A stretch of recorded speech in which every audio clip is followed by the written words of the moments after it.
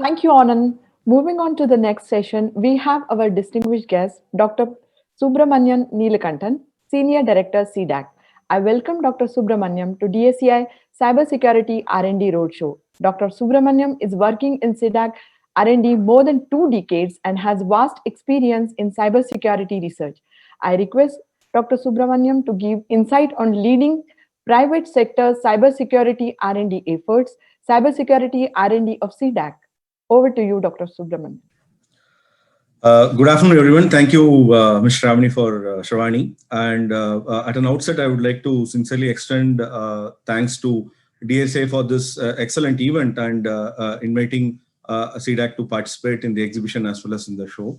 I'll just share my slide. I have two goals in this particular session. So one is to basically highlight key activities and capabilities of C-DAC in the context of cybersecurity. And of course, second part is largely to take a walkthrough of the evolutionary activities that we have been doing in cybersecurity at C-DAC.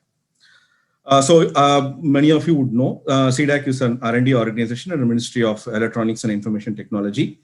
And we have our presence across the country in 12 different cities and about 3,000 plus employee workforce.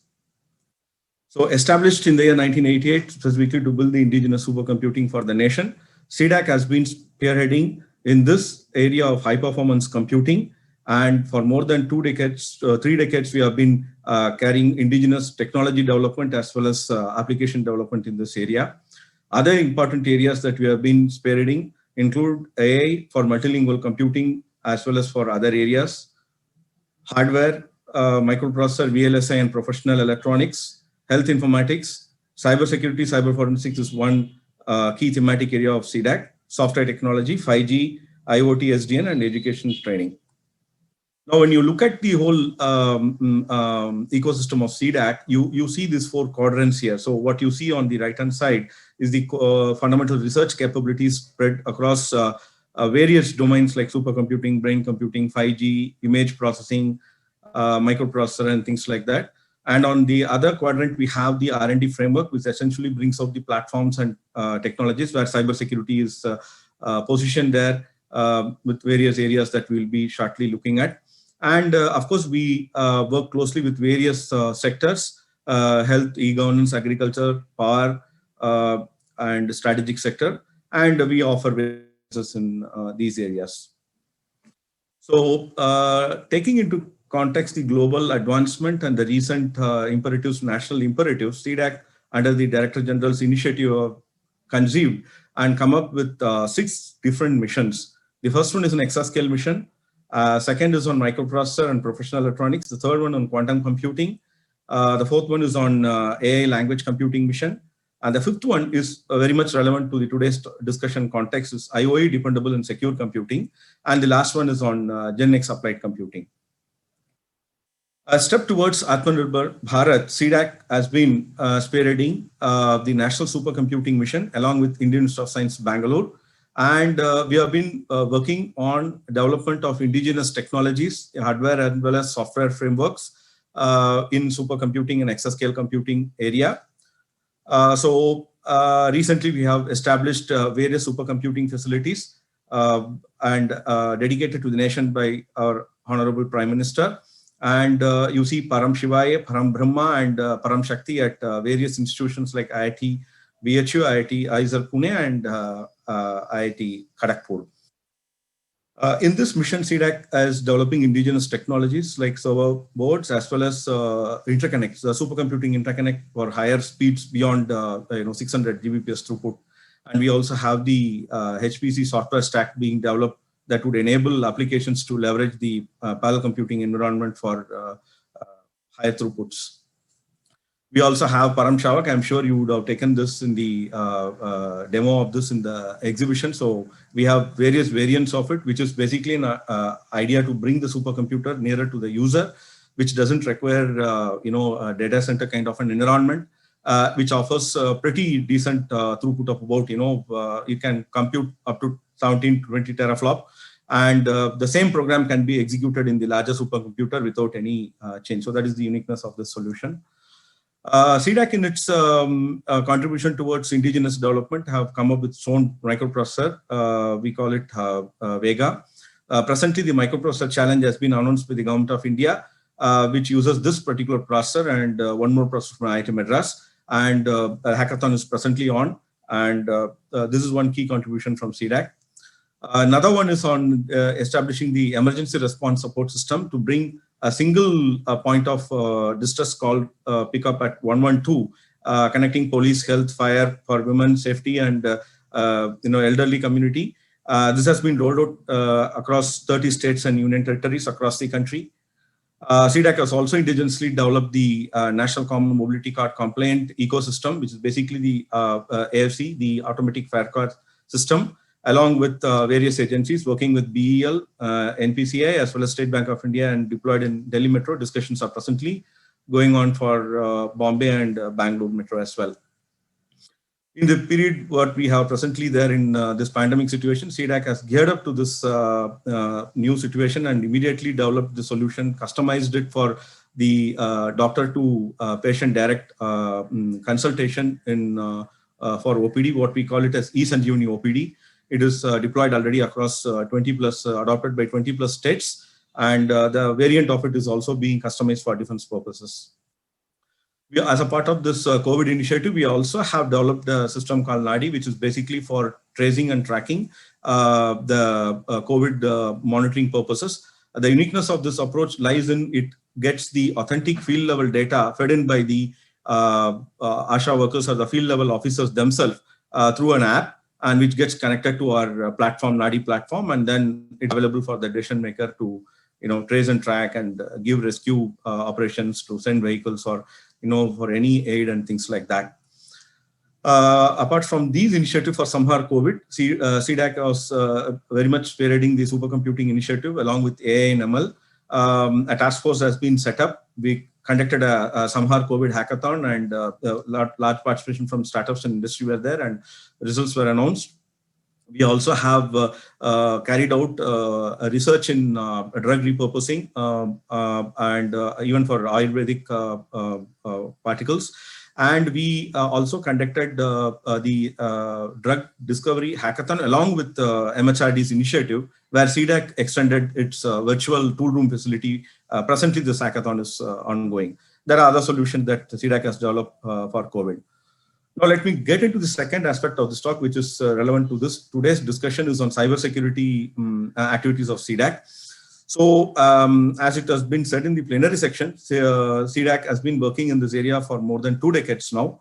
All these initiatives which has been initiated are now going ahead in various trajectories of its own research directions. Like, for example, network security on intrusion detection prevention, high-speed packet processing. So it has its own trajectory since it started.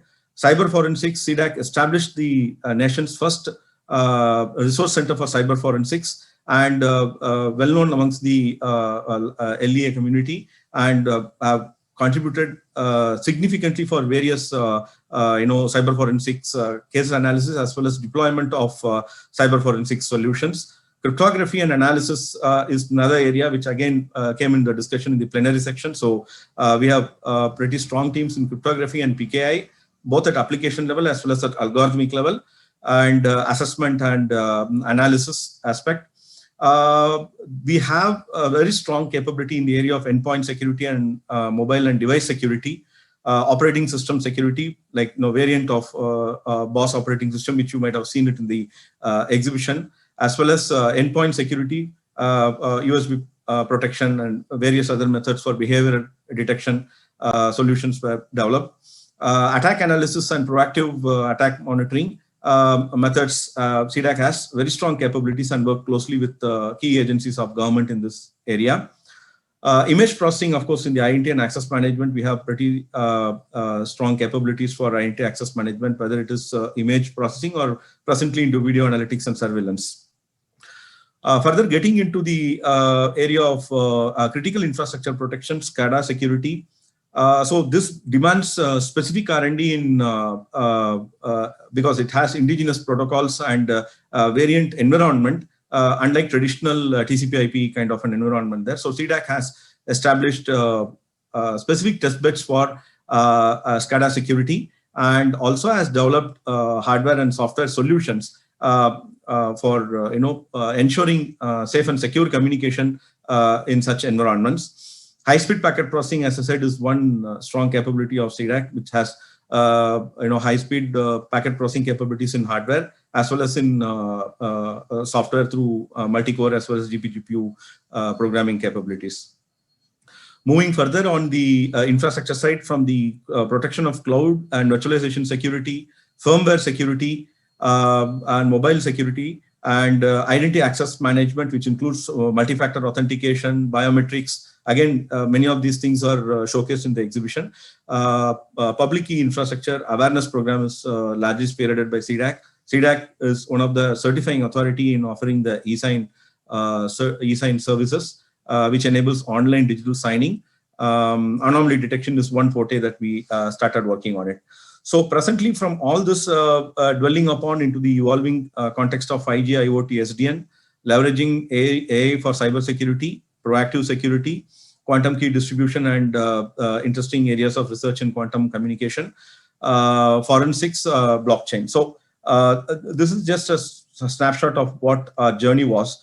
So various solutions have been developed, as I was saying, in the end system security, USB protection, mobile security. In network security, we have dynamic firewall intrusion detection, attack analysis and proactive security framework, SCADA security, and all these solutions are there. Cyber forensics, a variant of suits out there available for forensics, for disk forensics to mobile forensics to network forensics, and for live forensics. And these have been deployed across various agencies, set up various forensics lab across the country, largely contribute toward the training as well as capacity building in this area. Now, the present context, what we see and we perceive is that the infrastructure as well as the access patterns are becoming more dynamic. Gone are those days which are more static of compute resources, which are pretty dynamic now. We have elasticity, load balancing, and application level dynamism that are brought in, infrastructure level dynamism brought in by the cloud and virtualization environment.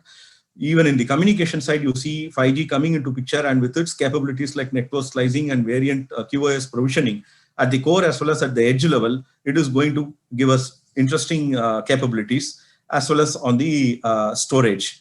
So what we see now as a larger use case because of this, we see a lot of adoption of proliferation of technologies in smart cities, transportations, vehicle to infrastructure, vehicle to vehicle, and vehicle to infrastructure communication. Digital transactions for the BFSI sector is a greater story, success story for India with its India Stack. E-governance platforms and framework, again a success story in India. Critical infrastructure protection. In the context of present COVID, work from home for e-learning and various technologies are being adopted by common man. Personalized medical devices are getting more proliferated. Wider use of social media. So given these kind of a situation on the adoption, and when we see wider bandwidth and the technologies coming into picture, as these are becoming more dynamic, what we require is a dynamic defense, the multi-pronged approach for self-learning based approach to defend and protect. So when you look at C-DAC's initiations in this area, so let me talk about few of them which we presently have initiated. One is in the area of 5G, touching upon the middleware applications to start with on QoS as well as on security together. So we all know that 5G is leveraging the mobile broadband. Sooner it will come up with ultra low latency kind of services, and later, of course, subsequently we will see massive communication, merchant type communication. So which would essentially mean the larger proliferation of IoTs would see a demand for huge network at the last mile, and that would be kind of addressed by 5G. And larger bandwidth provisioning will demand, applications to leverage it. and low latencies would create new opportunities for telesurgery and those kind of path-breaking applications. Now, given this kind of a context, we work closely with the IIT Madras CEVIT lab and for the QoS experimentation. And we have taken, to start with the health application area, two main focus are there. One is on the telemedicine and another one is on voice to text doctor desk. So how both the applications, one that would have medical images kind of thing, which would demand huge bandwidth. The other one, which is low latency, demanding, can be tested, and QoS can be provisioned end-to-end, is what is presently being experimented. And this would, of course, involve trials as well as testbed experimentation with industry partners. As a part of this, we also have conceived and started working on the variant of various solution for SDN in-box solution, putting in on various security virtualization into it. We foresee that it's a huge, tremendous opportunity for C-DAC to collaborate and work with industry in seeing how 5G and AI can actually address various challenges at the core as well as at the edge level. So we see various anomaly detection capabilities, intelligent network management, resource management. These are all opportunities which are at this moment being talked at a research level, but we see a huge opportunity here to collaborate and work with academia as well as with industry.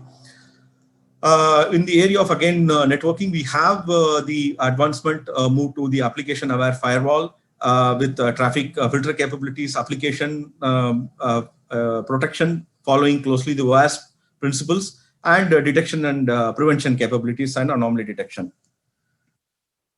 Now, moving away from the networking element of it, when you look at the core frameworks, we are pretty much strong in the area of blockchain technologies. In the last couple of years, we have been spearheading this activity and recently have implemented it for the land record registration for Telangana state government, and which we have a variant of solutions for it. One, what we call it as proof of existence framework. This is also going to soon get integrated with our e-sign. And we have various application verticals that are possible. Again, here, there is a huge opportunity to collaborate where we see that is it possible to come up with a unified framework which is that addresses issues related to protocols and consensus mechanisms and indigenization development towards this particular area. This is one thing which is open. Another area, of course, is adoption and application of machine learning and AI for various purposes. Again, to start with, you would have seen this again in the exhibition stall. There is a team that would probably give you a demo of what we are doing in multi-stage attack prediction. Here it tries to target various attacks like reconnaissance, vulnerability discovery, malware injection, and things like that. And to do that, of course, implementing machine learning based capabilities for carrying out static and behavior analysis. When you look at the AI and machine learning capability of C-DAC that is spreading beyond more than 20 plus years, largely we have been applying it for language computing, but now that has given us a strength to see that we have IE and IR capabilities pretty well built within C-DAC teams. So basically the information extraction and retrieval. So this has its own larger use case when we talk about mining information and trying to profile.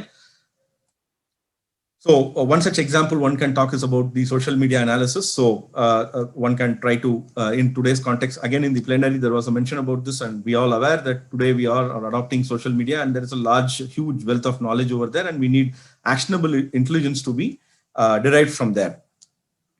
eSign is one solution as a part of Digital India initiative, as MIT's initiative, our ministry's initiative, C-DAC had developed. And more than 1.2 crore signatures have been offered, and various government agencies are leveraging this service. This is basically enabling any applications that can integrate. This is a backend service, so this can get integrated based on REST-based APIs to any application for enabling digital signing as a service through mobile-based app, or it could be a web-based app kind of a thing. ePraman is again one important initiative from C-DAC. This is again as a part of ministry's initiative where a national e-authentication framework was developed. C-DAC has developed this ePraman, which integrates the various capabilities of authenticating a user. which would leverage Aadhaar ecosystem as well as other mechanisms like digital signatures as well as biometric and normal password-based capabilities. So as I said, in the area of image processing, again, you would be listening to it in the exhibition. So there are products and solutions we have for video analytics as well as for face recognition and object identification and things like that. So this is another area which you have started recently embarking into the area of quantum computing. Talking about the cyber security relevant context of it, mainly into the quantum key distribution is one area that we are seriously looking into it. Setting up of test bed and then quantum communication test bed and trying to see how this can be done is what we would be doing it. Quantum simulators and other things have been already taken care of in the C-DAC, the teams. And we would be embarking our journey in quantum sensing in other areas as well. Now, looking at the SCADA, we have we know that it's a layered architecture, and we need to see that it needs to be addressed. So initially, as I said, we have a test bed built, and then that can validate before a product gets deployed. Beyond that, we need to address SCADA security in a layered manner to address various issues in it. In cyber forensics, going beyond the computer and network forensics, we would have to dwell upon mobile forensics, various device forensics, and audio video. Vehicular forensics is a new requirement. Digital evidence framework creation is one thing that government is very strongly thinking about, and we wish that there is a strong capability like with C-DAC's digital preservation capability, what we have, along with cyber forensics. This is an area which we would be able to contribute more. Now, beyond the R&D, translating the R&D into services, C-DAC is a certain empaneled agency. So we offer various services for various agencies, and as listed below. And similarly, C-DAC is spearheading this important initiative of Government of India, which is basically the ISEA. And we have conducted more than 700 plus workshops, and it has a touch impact of more than 3 crore members, across the country, online and offline. And we conduct various training programs for government and other agencies as well. Beyond this, if you look at the training portfolio of C-DAC, it just spreads into various areas of basic course level for a BTech person to get into our postgraduate diploma and then do it, and advanced level courses, corporate program, our focused programs like secure programming courses, administration related courses for security and our system kind of courses are all there. Now, at a nutshell, to state that where we are embarking our journey in our mission 5, what we call as out of the 6 missions, the 5th mission related to cybersecurity, is these are the main threats which we concentrate on: 5G, SDN, and next generation network communication, end system security, blockchain, and advanced forensics, identity access management, proactive security and SCADA security, cryptography, and PKI. So, since there will be a lot of industry partners who would be visiting the stall as well as listening to this session, would like to mention that there is a scheme in C-DAC, what we call intent of association for collaborative innovation. So these details are available in our website. So one can go ahead and collaborate with us. So this is the way we work with industry closely.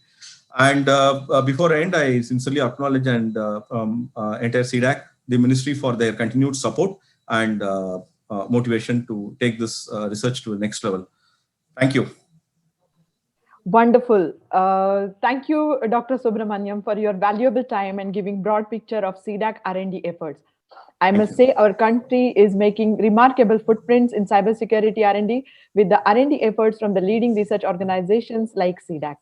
Thank you so much, audience, for your overwhelming response to the Cybersecurity R&D show. Please do visit to our exhibition hall and explore more about distinct and innovative R&D projects by leading institutes like RRI, IITs, and research centers like BARC and C-DAC. Our attendees can use hashtag CSR&D Roadshow and hashtag NationalCoE to share their thoughts around the initiative on social media, and do not forget to tag @DACI. We will soon begin with our next session. Over to you, Srishti. Thank you.